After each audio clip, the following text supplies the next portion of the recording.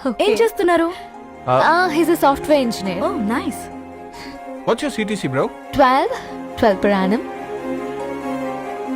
అవును, ఇంతకీ ఏ కంపెనీ? IBM. Wow, congrats Dharani, you are very lucky. అది ఓకే, ప్లస్ 1 minute.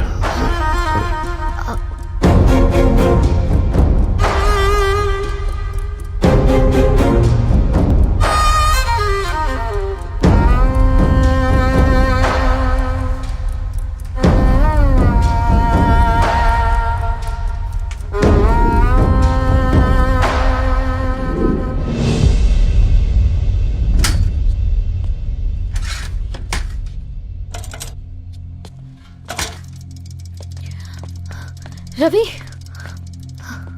మధ్యలో వెళ్ళిపోతున్నావేంటి రవి? చివరిదాకా కలిసి నడవలేమో తెలిసినప్పుడు వెనక్కి వెళ్ళిపోవడమే కరెక్ట్ అనిపించింది. వాళ్ళతో అలా అబద్ధాలు చెప్పినందుకు కోపం వచ్చిందా? లేదు,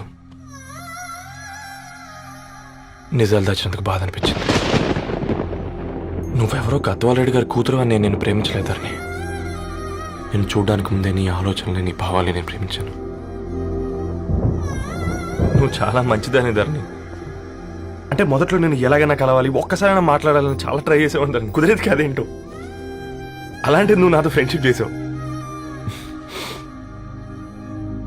నేను నెలంతా టీ తాగితే 300 అవుతుంది ధరణి. నువ్వు ఎక్కడికో తీసుకెళ్ళవే, ఏంటా ప్లేస్ అది? Star bucks. కప్పుకు 300 ఏంటి ధరణి, పిచ్చ ఎర్రా. ఈ చుట్టూ మా వీధిలో కట్ చేస్తే 50. నువ్వు తీసుకెళ్ళిన కుక్కర్లో 1000.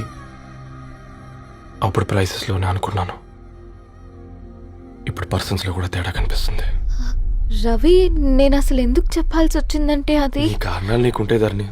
నేను చదువుకున్నాను, బీటెక్ చేశాను తెలిసాక నాకు దగ్గర నేనే నోటీస్ చేయలేదు. కరెక్ట్. ఒక ఫోన్ కొనిస్తే గిఫ్ట్ అనుకొని సంబరపడిపోయానే. స్టాండర్డ్ అది అర్థం చేసుకోలేకపోయాను. ఈ షర్టు గురించి నీట్గా టచ్ చేసుకున్నామంటే నిజంగా ప్రేమ అనుకున్నాను దాన్ని. ఈ ప్రెజెంటేషన్ ప్రిపేర్ చేసావా? వాట్ నాన్సెన్స్ రవి, నీకేమైనా పిచ్చా? ధరణి, ఇక్కడ బాధపడాల్సిన విషయం ఏంటంటే నువ్వు కూడా అందరిలాగే ఆలోచించావు. నీ దృష్టిలో పేపర్ వేయడం తక్కువ కావచ్చు, కానీ తప్పు మాత్రం కాదు. అయినా నీ రేంజే వేరు ధరణి. ఒకసారి నువ్వు నుంచుని చోటు చూడు, నీ బ్యాక్గ్రౌండ్ చూడు, ఎంత బ్రైట్గా ఎంత బాగుందో. వెనకాల అంతా చీకటి. ఆ వెళ్తున్న వదిలేసి ఈ చీకట్లోకి రావద్దు ధరణి. రవి, నువ్వేం మాట్లాడుతున్నావో అర్థమవుతుందా నీకు? అర్థమవుతుంది ధరణి. నేను కట్టుకున్న తాజ్మహల్కి నేనే షాజహాన్ అనుకున్నాను.